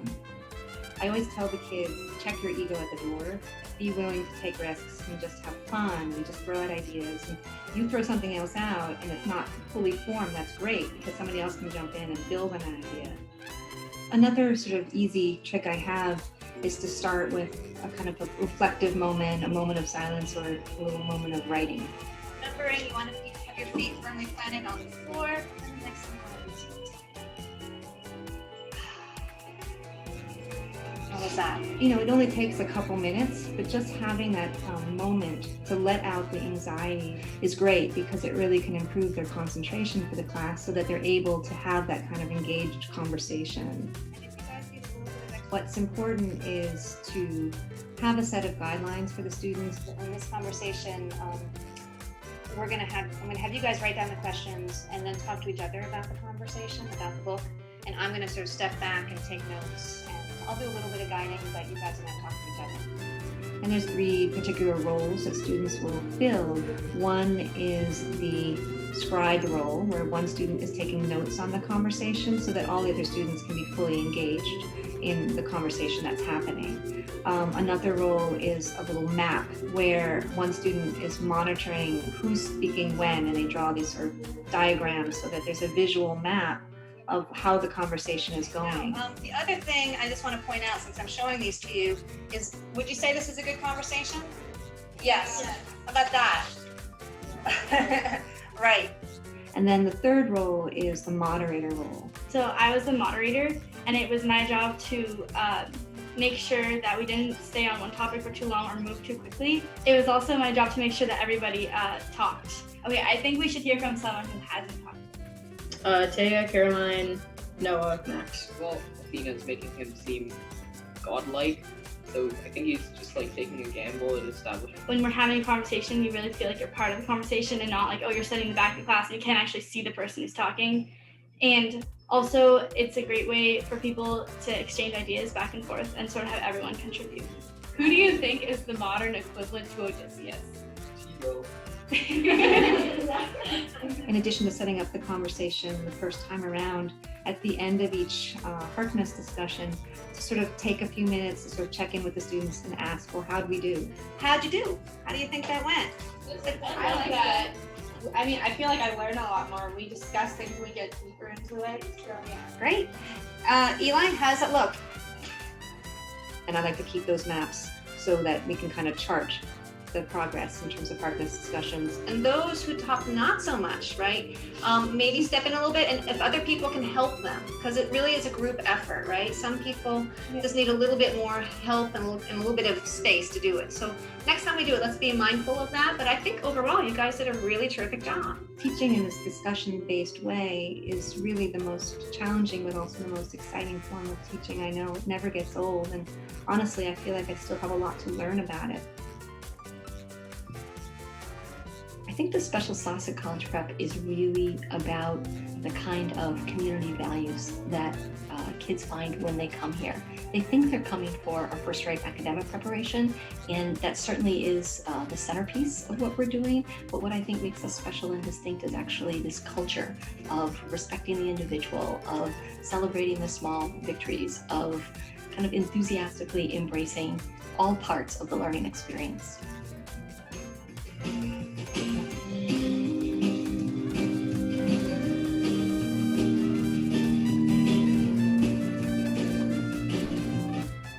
I love that video. I just love the way they encourage discussions and equal opportunity to speak. I just love that. Anyways, so collaborative or cooperative learning. A learning process introduced by Allport, Watson, Shaw, and Mead in 1937, wherein two or more individuals share their educational experiences. Okay, where's my mouse? There you go. According to collaborative or cooperative learning, group work is more efficient and effective than individual or autonomous work. Students learn from each other, they share each other's resources, and they utilize each other's skill sets. I know as a student, I hated being put to groups because I felt like there was no equal amount of work or participation. One student tends to do most of the work and then the other just kind of be a bystander. But that's really because of the teacher. The teacher needs to set up those kinds of rules so that there's equal participation from all the members of the group. So that's just something that you guys can learn from that. Also, as you work on your other parts of your final project, these different techniques will really help you, create your paper too. So just so many resources. I just love it. All right. Collaborative or cooperative learning allows students to discover different perspectives from those who come from different socioeconomic and cultural backgrounds. It's almost like when you watch that video, it almost reminds you of SEL, right? Social and emotional learning skills, because they're actually conversing with other people. So they're learning to work with others. So it's a good thing. All right, collaborative and cooperative learning requires interpersonal and communication skills. So you have shy students, it's a great way to have them open up, to have them work with other students. Don't just let them work all by themselves all the time, especially if they're quiet and shy. Help them get out of their shells. They require face-to-face interactions. This learning process benefits all learners involved. So somebody who's always talkative will learn how to listen, and somebody who's always shy and not talking at all will learn to express herself or himself and feel like it's a safe place to do that. Because sometimes it's all about safety. Sometimes the student doesn't talk because it doesn't feel safe for them. Okay, cooperative learning, more structured than collaborative learning. It's sort of identical. That's the main difference between the two. Cooperative learning is like in science, STEM, where they do projects or they try to solve problems like mathematical equations like that geometry class. Collaborative learning, it's more drama, literature, just finding different creative ways to do things. Whereas the other one is, having formulated steps to do things to achieve what you want to do. So while cooperative or collaborative learning requires group work, each individual has a sense of responsibility and accountability towards the group goals. So if you remember in the video, there's somebody who tracks the conversation, there's somebody who takes, who takes the minutes, there's somebody who's making sure that everybody has equal turn to speak, doing that drawing, which I think is an amazing thing.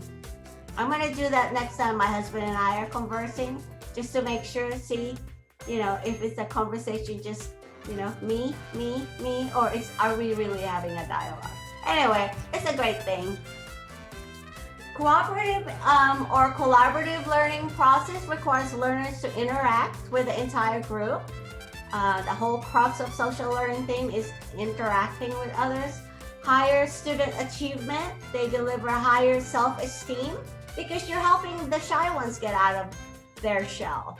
A higher motivation, you're more motivated, right, to learn when you have a partner rather than, oh, you're solving this science problem on your own And it's just more motivated if you guys are putting your heads together. With cooperative or collaborative learning, students learn how to be proactive. They're in charge of their learning and how to work with their teams. Students take charge of their learning process. That's basically being proactive. And you want to instill that in them. You don't want them to just be happy you feeding them information. Let them work on the learning process. By the way, you guys aren't asking questions. Interrupt me if you have questions. I know, I can talk forever. All right, let's go watch the next video.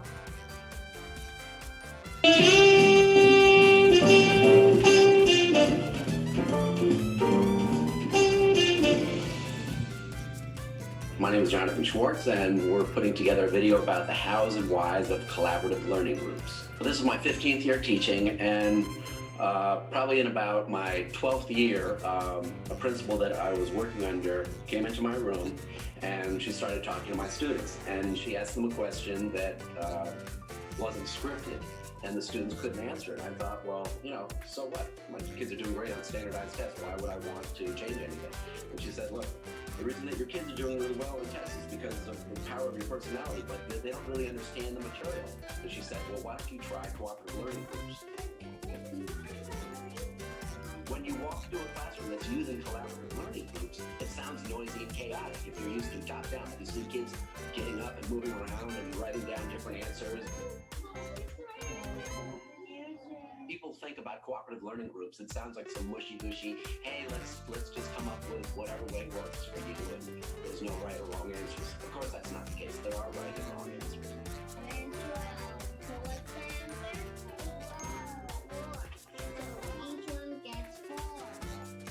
If you want to do cooperative learning groups, you have to know the standards, because you use the standards to form the material that you're giving the kids.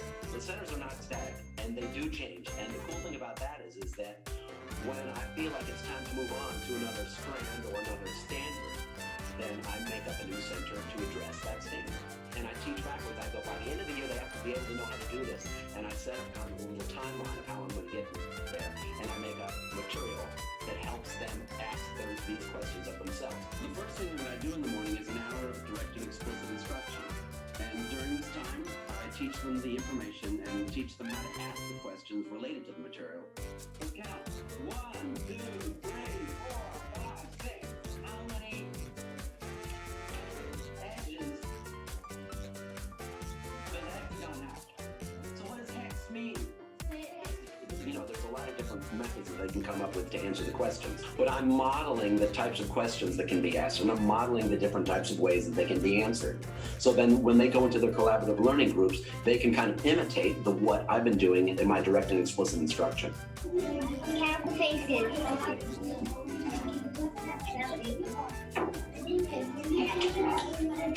What I'm basically doing is I teach the kids how to teach others. A large portion of what I teach direct and explicitly is followed by these collaborative learning groups. I have centers already set up with material to what I just explicitly taught, and I've already trained the students on how to run the centers. I show them how to ask the questions and how to differentiate the instruction so that it matches the level of the student cycling through the center.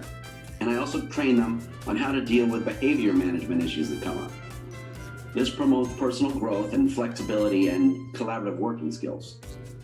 Once I have the students break into groups, I circulate through the centers and I monitor the center.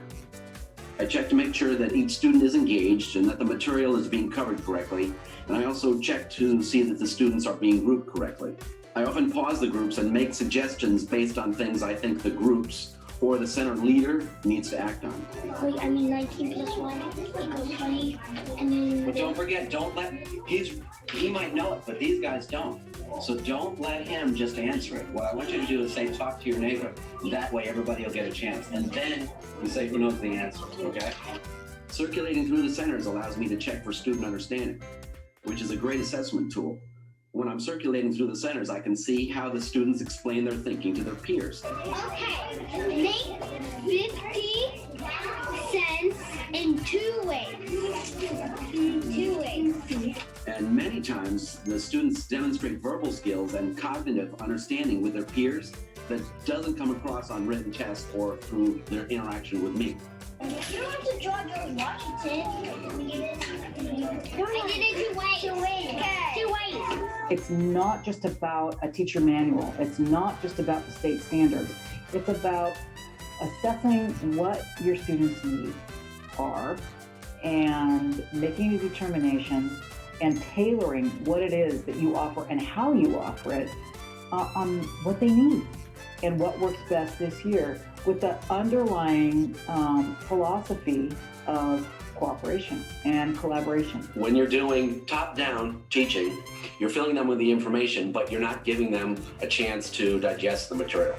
When you're doing collaborative learning groups, you're letting the students interact with each other. And because it's in a less threatening environment, they're more likely to take ownership of the material. 2010, 2020, 2030, 2031, 2032, 2033. I had a student who came in last year. She was from Mexico, didn't speak any English. I speak a lot of Spanish. My wife's from Mexico, and I was going above and beyond to try to meet her halfway. But she was too afraid to take those risks. At recess, I would speak to her in Spanish, Mom. I'd meet with her dad, I'd talk to him in Spanish. My wife would actually come in once in a while and try to bridge the gap, and she was just like completely Mom. One day when I was saying, who wants to run the reading center, her hand popped up. She went over there, and it was like she lit up, and she started speaking English to me for the first time, and she was asking the questions that I had trained her to ask. Name the character. Juliet. The bear and the kid. Yeah. Okay. What will happen next? When I gave her the chance to become involved and take ownership of the material, she went from somebody who was a passive recipient to someone who was engaged in the material, and she was all excited about it. So, you know, there's some kids who aren't going to turn on until you give them an opportunity to work with it independently within themselves. Then you've got a lot of other students who have very high intellectual spikes, but they don't have social skills. And collaborative learning groups require these children to modify the way that they deal with others so that they're more diplomatic. I suggest you do it like this.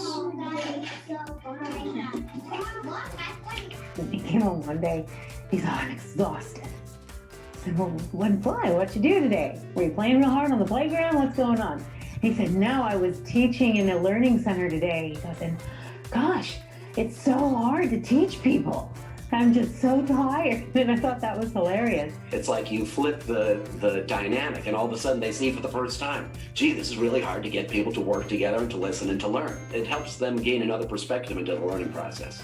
Those cooperative learning groups and the centers help him to understand, you know, it's not just about me, there's other people here, and how do I work with them? And he's gotten so much better. At the beginning, very self-centered, and now he can look and work with others much better, which is a tremendous achievement in just a short time.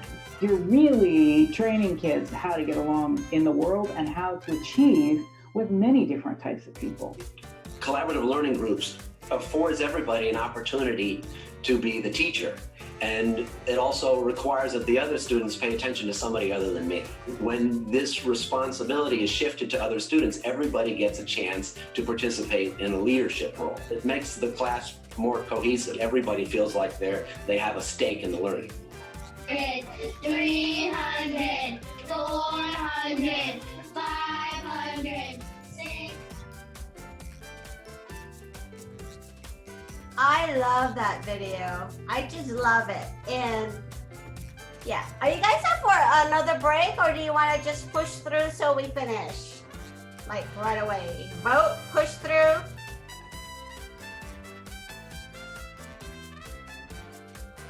Others want a break? Who wants to have a break? Nobody wants to have a break? Oh, you guys are awesome. All right.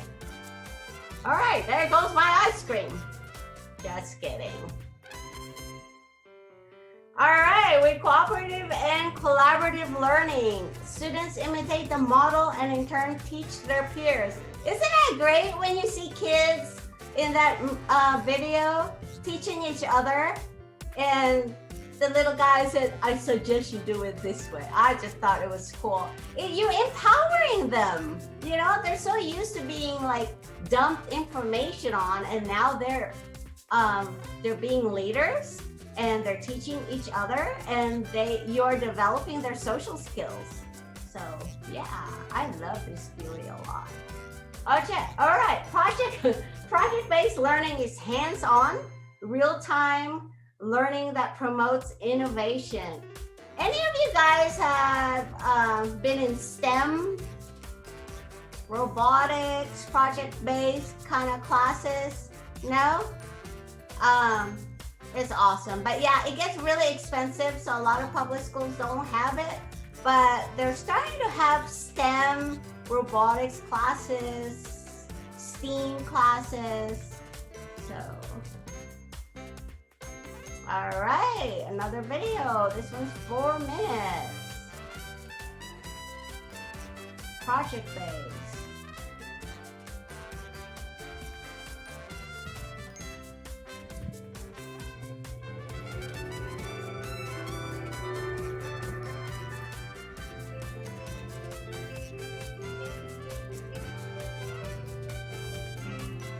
I'm a senior fellow at the George Lucas Educational Foundation. Project-based learning is, we believe, the modern form of curriculum. That we can move from the textbook-based curriculum, reading the chapter, answering the questions in the back, reading the next chapter, answering the questions in the back. And there's 25 chapters, and that's the entire school year. We want the students to be doing authentic work, and that's what PBL is. In these videos, you see project-based learning, you see deeper learning, and you see a much more creative and innovative approach to the Common Core standards. These three variables, these three factors really nest well together. That the Common Core offers this opportunity to teach in a more innovative way, not just to teach the same old skills that we've taught for 20 or 30 years with new clothing, but to really reinvent what happens in the classroom. I very much liked the approach of the New Tech Network in showing how project-based learning and technology can also come together to support the Common Core. In these videos, you see teachers and students, each with their own devices, while they're communicating in small groups.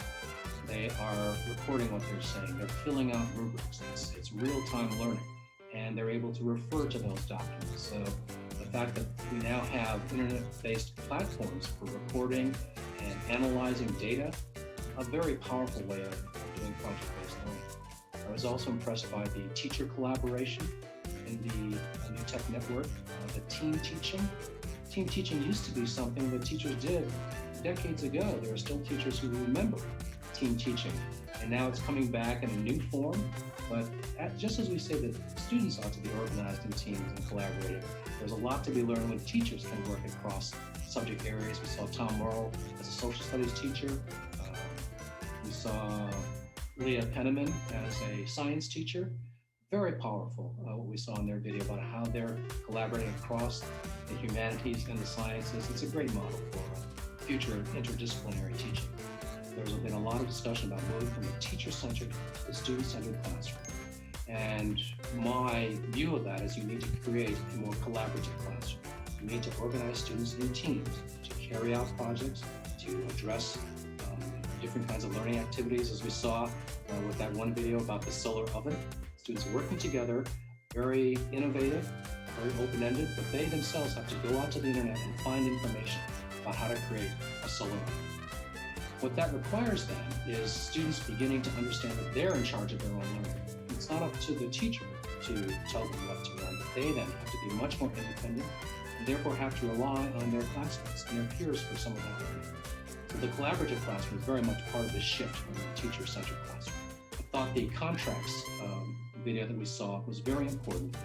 Before you do that collaborative classroom, make sure that students understand that there are rules of engagement for each student. And I thought the contracts video from the New Tech Network was very good in laying out the specifics of how to talk with each other respectfully, how to get your work done on time, what happens when you don't do your work. All these issues come come out when you create a more collaborative classroom. I think the urgency of getting students involved with project-based learning speaks to the time that we're living in, the second decade of the 21st century.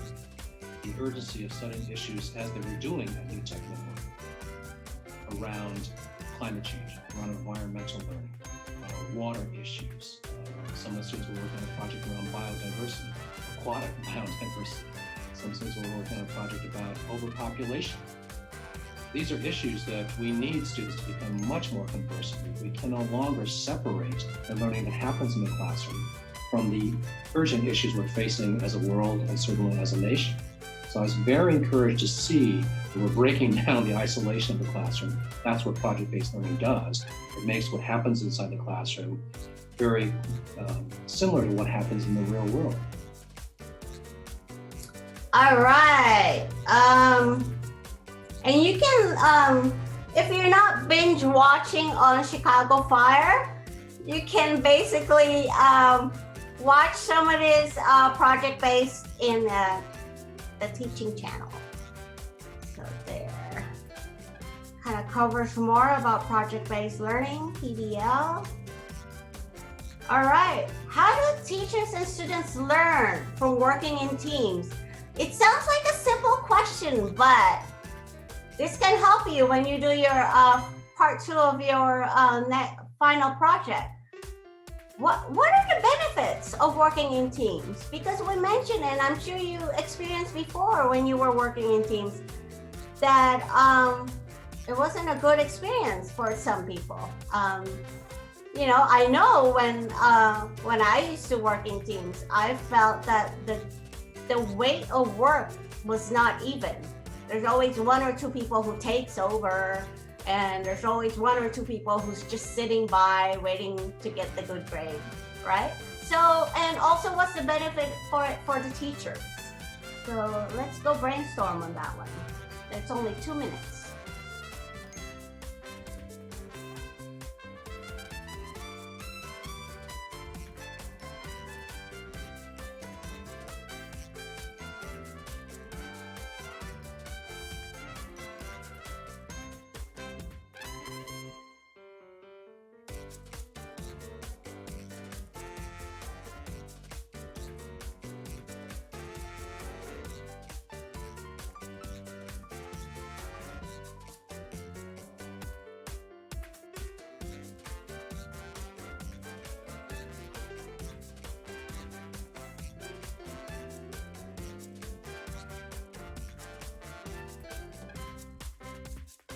All right, let's start from the bottom.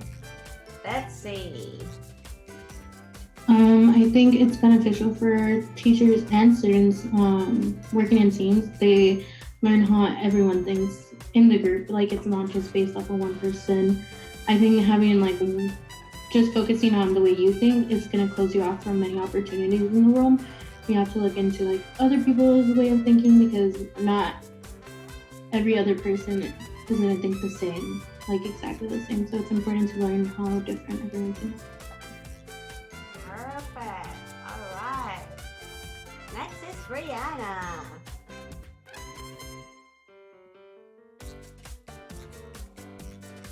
I hate that I can't see it clearly, but I said, if I can remember correctly, I said collaboration, teamwork. They can learn about each other and their cultures, relational skills, and then teachers can see the students' strength and weaknesses of the students, like seeing by witnessing them in groups. You got good memory. Thank you. All right, Eunice. Students can learn to communicate and collaborate. They can even learn leadership qualities. Teachers can learn by going around to see what is working and what isn't. That's right. Leadership skills is a good thing. Even when they're young, you could kind of help develop that. And also, as a teacher, you know who is super shy, that kind of needs to get out of the shell. You know, you learn a lot about your students when you're observing them. Yeah. Abby. Okay, I wrote that I believe teachers learn how to effectively split up groups. They learn to deliver expectations from to the students, so in that way they can all equally contribute and learn. Students can learn to delegate responsibilities and to learn to communicate as well as problem solve. Working in teams also allows different set skills and perspectives to shine through. Yes, that's awesome. And that's SEL. That's social and emotional learning, learning to work with others. Sort of kind of overlaps there, but yeah. Lanny. I said both learn because other people bring ideas and collaboration leads to even better ideas, and then they learn to care and be aware of others. That's right. Self-awareness, awareness of others, awesome skills to have. Sydney. I said for both teachers and students, working in teams helps with new ideas and new perspectives. Working in teams can also help you become more respectful and compassionate towards someone else and what they bring to the table. Awesome. Respect, compassion. All good. And Gabby. While working in teams, I really believe that students are given the opportunity to learn, not just from like the lesson plans, but they have the opportunity to learn from each other. They learn like social skills, they learn interpersonal skills. I know that there are some times, especially in my like schooling, where it felt like one or two people took over, and I was usually one of those one or two people who would take over. But if you do it right, working in teams can be beneficial to relieve stress and relieve the workload from the students, instead of like having the stress and having like the work be stressful for the students. Also, I feel like when one or two like students take over, it kind of like diminishes the other students that they're working with, because it kind of just says like, oh, I don't trust you to do your work on time, and I don't trust you to actually like do your work, so you're not going to be a part of our team, which it kind of sucks to be the person that gets casted out. And for teachers, it helps the teachers. I honestly don't know how it helps the teachers. Yeah, sorry. That's okay. It helps the teachers know what's going on, the dynamics, the relationships that they have. Also figure out who's bullying what, right? I mean, yeah. So that's awesome. All right. You can watch this video when I put it on Moodle. I just want to be mindful of the time. I've seen a couple of people yawn already, so I'm gonna kind of speed it up. But yeah, it's a good video. Don't forget to watch it. It's all about project-based learning. All right, in what ways does project-based learning lend itself to deeper learning and global competence? You basically answer that after you watch the video. So you guys are lucky. You don't have to do this.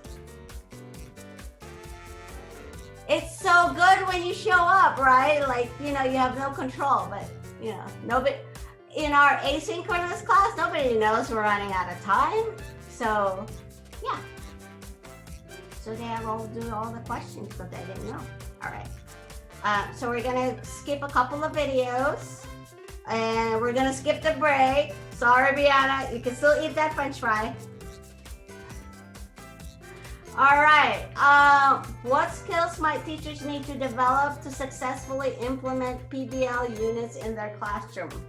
Again, that is based on the video. I tend to put things together so that you'll do that too. You tend to put so much together so that you don't see your kids having this gap of, okay, what are we gonna do next? So, Christian faith integration. This is quite important. How are social learning theories or programs, including cooperative or collaborative learning and project? Okay, I didn't really finish the question. I couldn't see it, but let me know if you don't see the whole question. Can you see the whole question?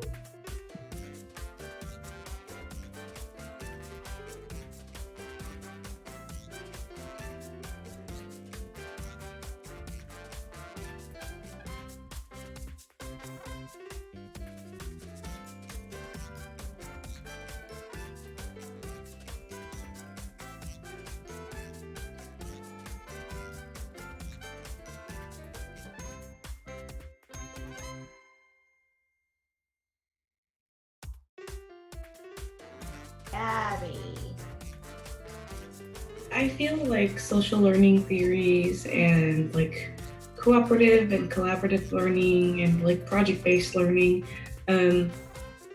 they're really like focused on like community and like building the community within like your groups and such.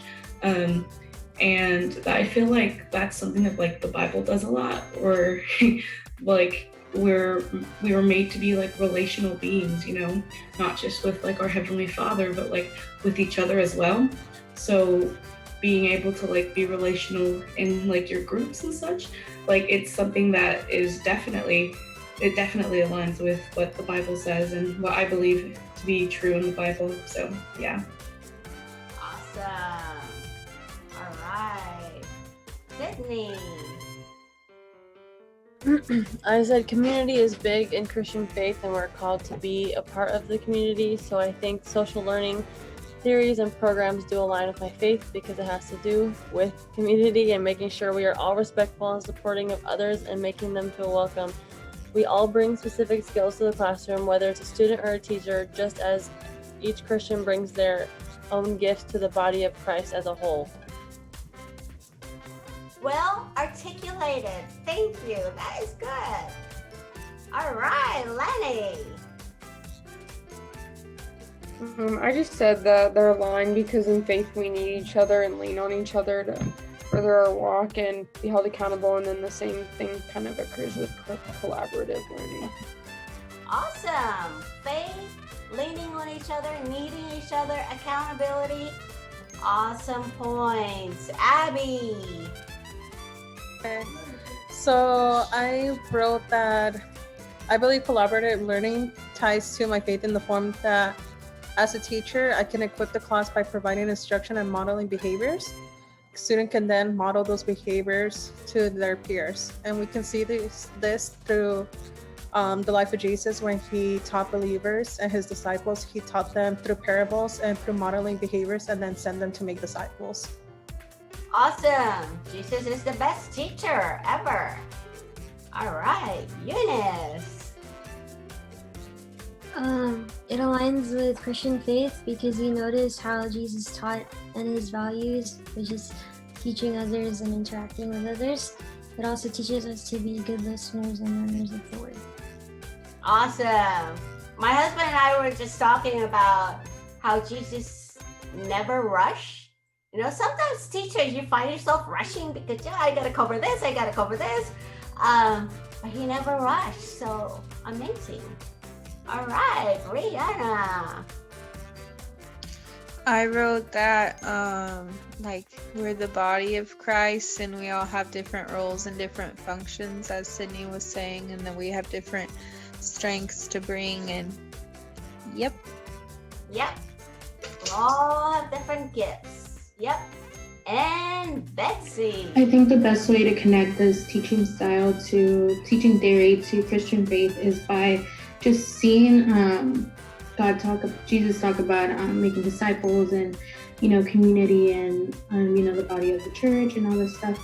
I think it just shows us that having social skills, social learning theory, like it's all tied together. We need people, and we're just going to keep growing if we're connected with other people. That's right. Relationships. Awesome. Okay. We are almost there. Okay, it's time to climb or swim, maybe. Ooh, what? There's Halloween. Let's go do Halloween. All right. Yay.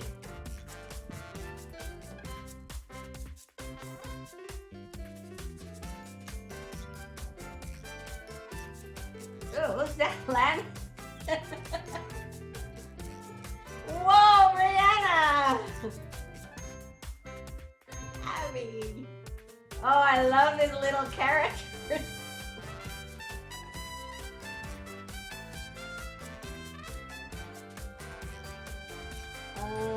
8. So we need 8. Okay. Need one more. Oh, wait. No, that was me. I was counting myself. 2, 5, 6, 7. All right, let's get ready here. I only put 5 questions, guys, so that's good.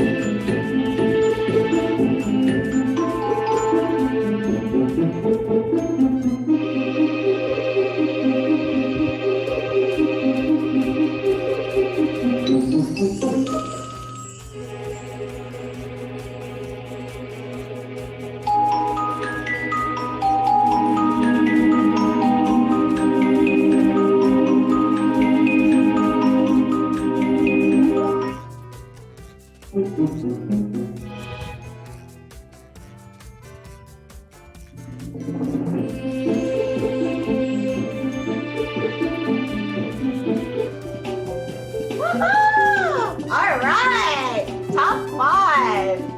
Oh, there's 7. Okay, top 5. Sydney, number 1. Woo! Sydney, this is your day. This is your week. Congratulations. Yeah. Lanny, number 2, 4,438. Woohoo! Gabby, number 3. Brianna, number 4. Woo! Eunice, number 5. Yay! And Betsy and Abby, 6 and 7. We love you anyways. I'm kidding. You guys did good. Okay, you answered all the questions, so don't be hiding yourself. You answered them, you climbed the Halloween mountain. You are good to go. All right. And that's all, folks. Have a good evening. Have a good rest of the week. Take care. See you. Gracias. Buenas noches. Bye.